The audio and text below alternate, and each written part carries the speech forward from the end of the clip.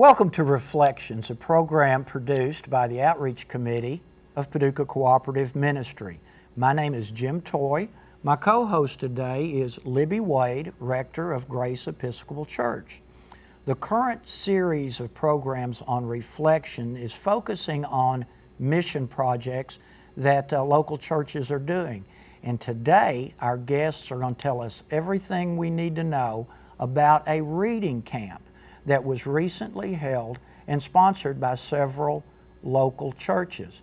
Libby, who are our guests today? Well, it's been my pleasure over the last couple of years to work with over 80 volunteers each year in producing and making Reading Camp happen. And so our three guests today are people who worked in this year's Reading Camp, two of whom also worked last year. So I want to allow you to introduce yourselves to us, tell us which church you're representing, and a little bit about what you did to make Reading Camp a success. I'm Nancy Black. I attend Grace Episcopal Church, but I have to say that I also grew up at First Presbyterian Church, so I feel I have a double identity sometimes. And it's a lot of fun to just see First Presbyterian teachers in droves come over. My job was as a recruiter of students, and my job starts early and ends early in a sense.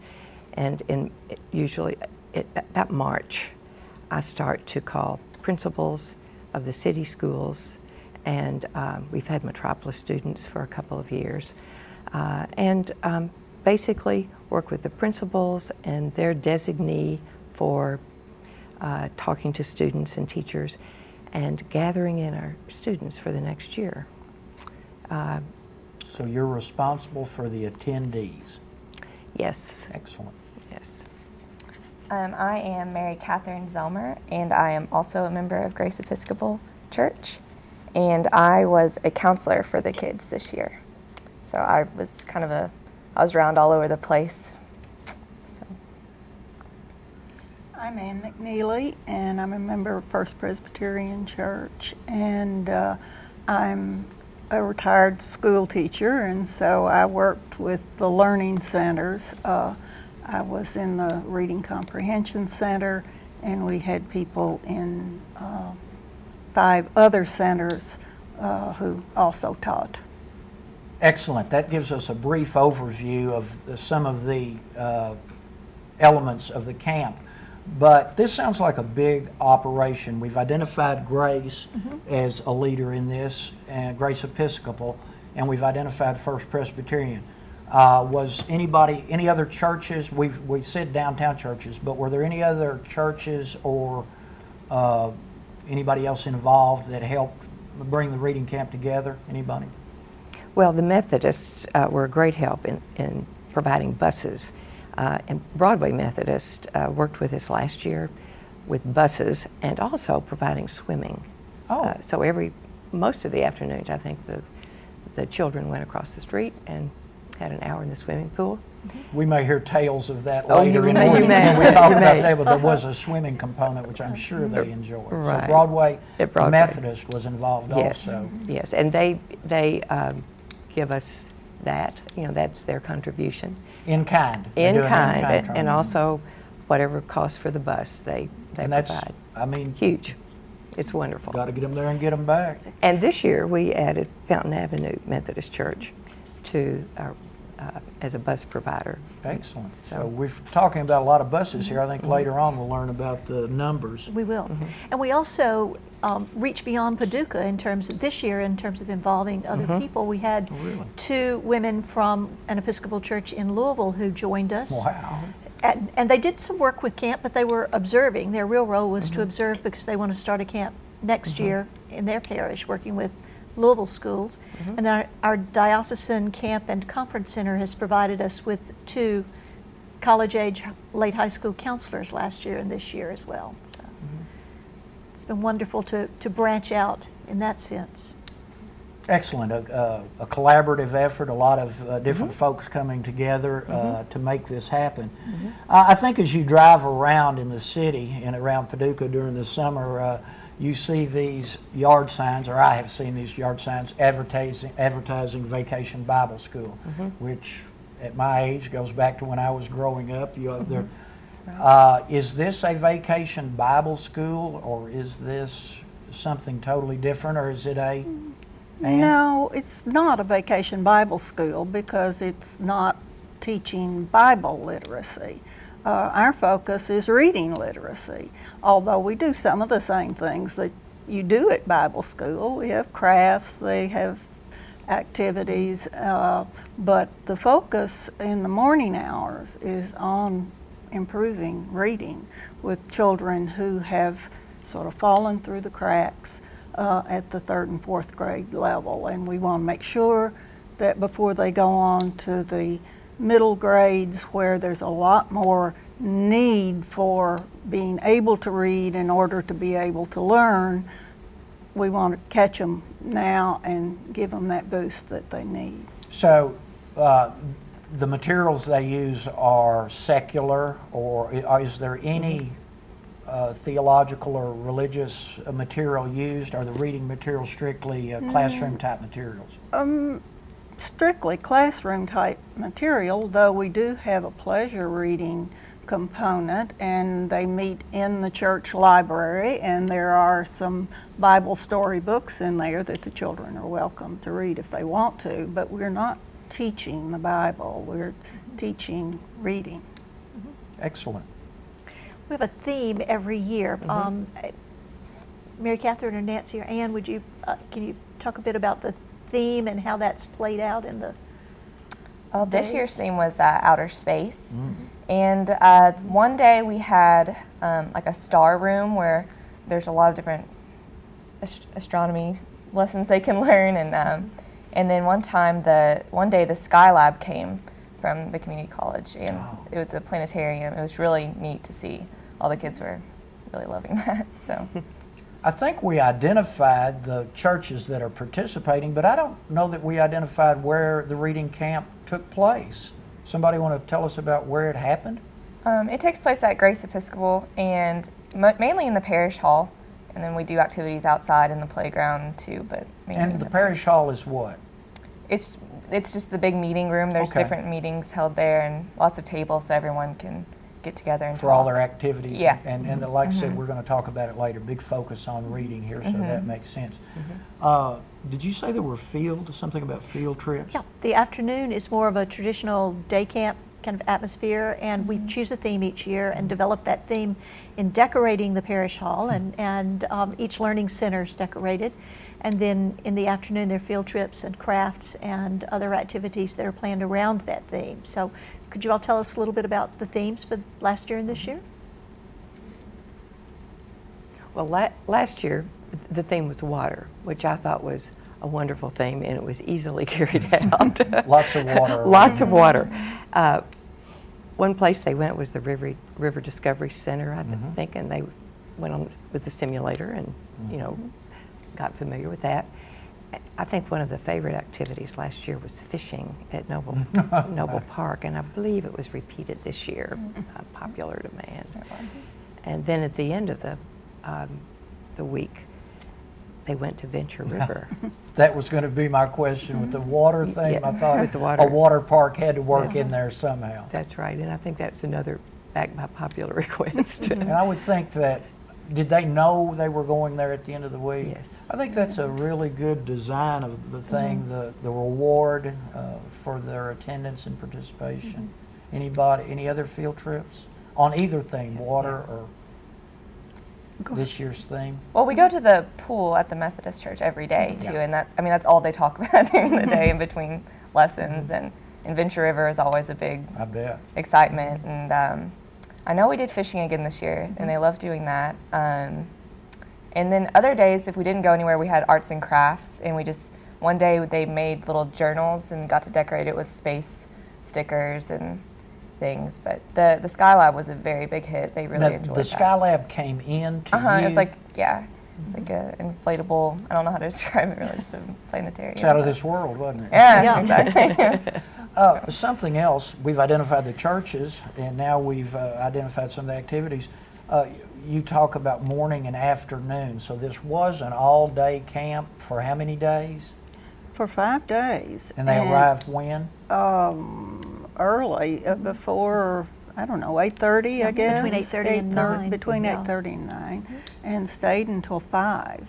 And well, my question then immediately becomes, how did you feed them? Because food is always preeminent on my mind. a lot. Is this another? This is another mission that Right. people volunteered to prepare meals and snacks, and there was a lot of attention given to it being healthy food. And I meant to bring in that the swimming, this is another healthy thing that we do. It's very important that these children have the opportunity for exercise, and it's an opportunity that many of these children wouldn't have, not because there aren't pools available, but because their parents often work, and it's hard to find time to take them swimming. It's always fun to watch on the first day when they do swim tests, and there are only a handful who will even try to do the swim test, and by Thursday they're almost all in the water and out in the deep end. And it's one of the goals is building self-confidence, and that swimming is a big piece of that, and building it. Do you ever have an experience at the pool with a swimming activity where a kid is afraid and maybe doesn't want to swim? Are they all eager to go, or have you ever seen one that maybe was afraid at the beginning of the week and was in there going full force by the end of the week? I was in that exact situation. There was someone told me that this one little girl, she was too afraid to get in the water, and I just swam to the deep end with her back and forth, and she loved it. She had a blast, and I don't know, I heard she really gained a lot of confidence and wanted to swim over and over again. We're talking about a reading camp, but all these other components are so important, other very, very positive things that happen for the kids. Yeah. Shapes them as a person, kind of just as a whole. Very good. So we're building self-confidence. We're building skills by immersion in what amounts to 3 hours of reading instruction in small groups of no more than 4 with 2 teachers every day. So 15 hours of instruction over the course of the week. And then just surrounding people, these children, with people who love to read, which is hopefully that gets passed on. So, and we can tell by looking at the campers' post surveys versus their pre-camp surveys that they fill out themselves, that in the course of 5 days, almost every one of them will indicate that they like reading better than they did at the beginning and expect to read more. And we just hope that carries over in a boost for the beginning of school every year. And last year we had a student who ended up scoring proficient in reading at the end of the year tests, and you know, we thought that he had all of everything was in place. He just needed a little encouragement and maybe value. What I've noticed is I just think they value reading more when they leave the camp. That's so important. And so that helps with motivation. And I had a very heartwarming experience on the last day. There was one girl who had very low reading scores, and who, when she read aloud with me, read very haltingly, and so you wondered how much she really was absorbing. But as I was asking questions on the little book that we had been reading, she knew all of the answers, all of the inferences, all of the fine details. So obviously, you know, she was absorbing a great deal. Even though she still read haltingly, she was learning to listen better. Well, one of the big benefits of hosting this reflection show is the host learns so much. We're talking about a reading camp, 5-day reading camp that was held recently, collaborative effort between First Presbyterian, Grace Episcopal Church, and some other church with in-kind contributions. And I want to, I think I missed it, but the target group here, the age of the target group is what? They're rising 4th and 5th graders. So Okay. they've just completed 3rd and 4th Okay. grade. Okay. And I was thinking about them this morning. Can you remember being a 3rd grader or a 4th grader? I can't remember yesterday. Well, you know, I was trying to remember myself, you know, and then as a mother, you remember your children, and so you are watching the stresses and the growth that happens. And I think in the 3rd grade, you become more socially aware, and so there are in groups and out groups, or maybe you're growing fast, and some are great big and some are little bitty, and then the teachers are testing you, and you're getting measured and written down. And I thought, goodness, you know, this is a wonderful time to be able to come into a place that starts out trying to love you in an empowering kind of way, and saying, each one of you is wonderful and even unique, and you can do this. Right. And of course, at the end, they've loved us back, and so we receive the great blessing. But I think this idea of instilling confidence is so powerful at this age, because they're entering into a lot more stressful world than the 1st grade or the 2nd grade, and their awarenesses are growing. And I think the concept of reading camp is directed at a really good age group for what we're able to do in a week. Nancy, could you say a bit more about how we interact with the school systems? I was interested in that too. Well, last year, I do the city school system, so I can speak to that. We started with the superintendent and made him aware of what we wanted to do, and really asked for his blessing to go to the principals. And so that was granted. And the principals, most of them were able to respond very well, you know, if it was within their power to get this together. This is about March, and reading camp last year was in August, but this year was in July, or no, late July and early July. That was the difference. And what we ask for are rising 4th and 5th graders who don't have great problems, but are reading about a year below grade level and could use this. And so someone in the school usually gets that together and gives me forms, and we get all the information from those forms that we need to buy their school supplies for next year, and buy t-shirts, and know the bus routes. It's sort of the information base. But they have been the school systems have been very supportive. And this year we drew from all of the city elementary schools. Yes. One county school and one Illinois school, Southern Illinois school. That's right. Yeah. Last year we had 2 little girls from a school in Louisville who were visiting their grandmother in Paducah. Yes, right. Right. Found their way to us, but generally speaking, our referrals all come from schools rather than any other kind of registration. Yes, yes. And since this was the 2nd year, I always, when I get the parents' names, I begin to call them, because that's another big part of this is parents are entering in this with us. And the parents that I called whose children had gone last year were really happy to hear from me. Oh. And that said to me that had been a good week for them. It's working. It's working. And almost every child who could come back did this year. And I wanted to include that we are supported by a network in the Diocese of Lexington, the Episcopal Diocese of Lexington, which actually began and developed reading camps over the last decade. And this summer there were 6 camps, I believe, in eastern Kentucky, 1 in Cincinnati, 1 in Virginia, ours in Paducah.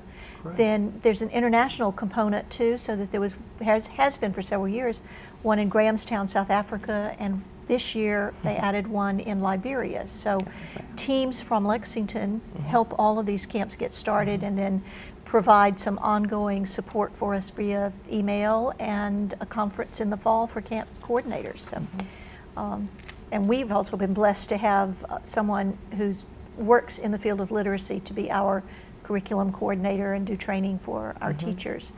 All of whom, I think every center had someone who has experience as an elementary school teacher, or in one case, our creative writing teacher has a master's degree in creative writing, and our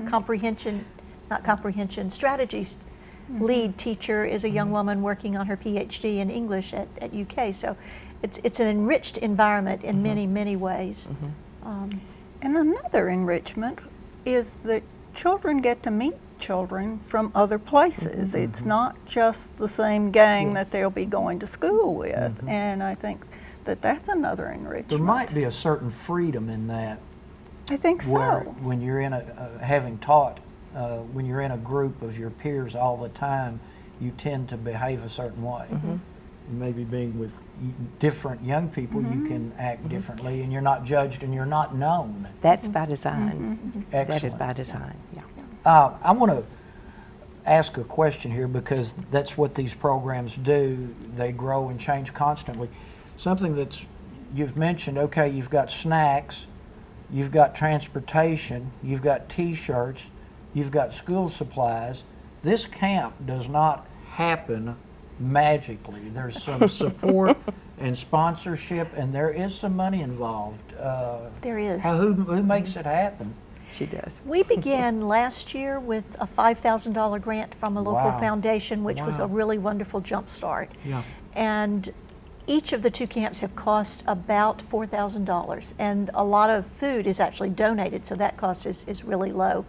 You mentioned school supplies. I would say one of our larger expenses is that each child goes home with a backpack that's tailor-made for that child. It's exactly what's on the school supply list for their school and their grade for the coming year. And then in that book bag is also whatever crafts they've done that week, plus at least 5 books. And one of our coordinators sits down with each child during the course of the week and asks, what kind of books do you like to read? Would you like to read? And then goes out and purchases them that week to fit that child's interests. So you have 2 camps at $4,000 each, and you had a $5,000 grant. Well, the other were at Grace Church. We've had our Easter offering. Both years has gone to reading camp, and the First Presbyterian has supported with volunteers, and I think is in the process of thinking about contributing some money towards the future. We need to think about that. We want to stay ahead, and we want to really develop and be able to add some other camps. The Diocese of Lexington does 2 weeks of overnight camps as well, and that's a potential growth point somewhere along the way. I wonder what other, we just have a few minutes left. Are there any particular stories that you all might tell about how you've been changed by working with Reading Camp? And I'll preface that by saying, as I began with, we've had at least 80 volunteers both years, not counting the people who gave food or gave money. And that's an enormous number, and almost everybody who volunteered last year wanted to volunteer again this year. And that's not been my experience in other church programs, so I know that something's going on in the volunteers' lives as well. Well, it's certainly a joy to work with such a small number of students, and students who are happy to be there, and so you play off one another, and because they seem to be enjoying what they're doing, you enjoy what you're doing a lot more. Well, when we first started the reading program, Libby preached a sermon in which she mentioned California prisons being erected based on 3rd grade reading scores. And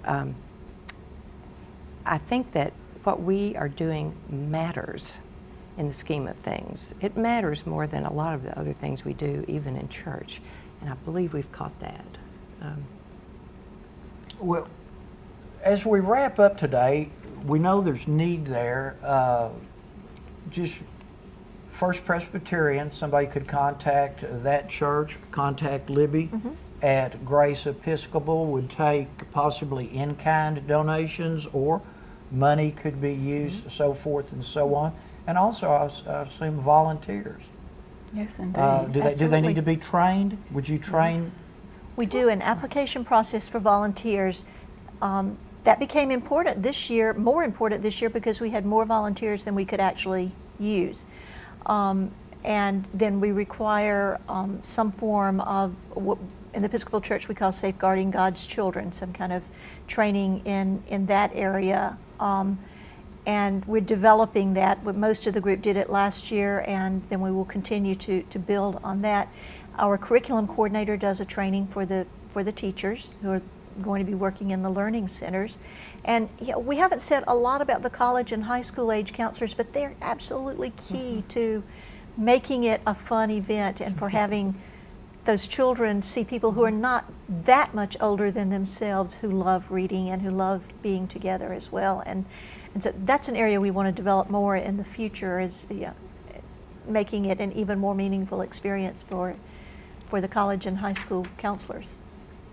I think it would be wonderful if in the reading centers, if there were one trained teacher, but a young person was the aide. In most cases it were two adults, but it would be wonderful if they were the younger people. Well, this has been a very enlightening program for me today. We've been talking and discussing and learning a lot about a reading camp co-sponsored by Grace Episcopal Church, First Presbyterian Church, Fountain Avenue, Broadway United. Did I miss anybody? Nope. Held in July each summer. There's opportunities for help here, monetary, volunteer support. Our guests today have been Nancy Black, Mary Catherine Zellmer, did I get it right? Ann McNeilly, and my co-host, the rector of Grace Episcopal Church, Libby Wade. I'm Jim Toy for the Outreach Committee of Paducah Cooperative Ministry. You've been watching Reflections. In mission